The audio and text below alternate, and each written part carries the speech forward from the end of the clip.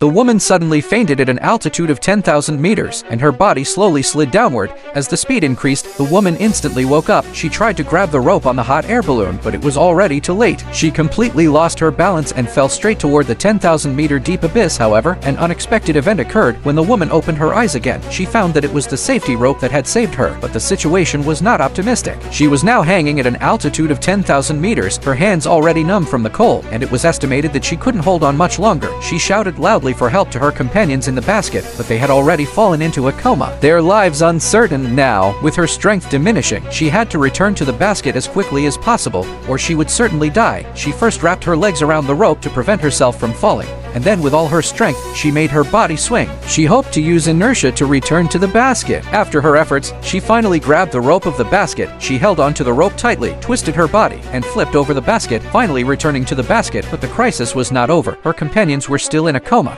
and they had to be rescued quickly. They were now at an altitude of 13,000 meters. Because the exhaust valve was covered by ice, it couldn't open properly. As the hot air balloon continued to rise, the man began to suffer from hypoxia and fainted. The exhaust valve above had to be opened, or they would be doomed. The woman quickly climbed up the basket and prepared to climb to the top of the hot air balloon by hand, but this was easier said than done. Below her was a bottomless abyss, and with the slightest mistake, she would be shattered to pieces. But she had no other choice. She didn't know how long she climbed, but she finally reached the edge of the hot air balloon. The woman looked up and saw that she was still far from the top. Her hands had been frostbitten. Now, the question is, do you think she can really succeed?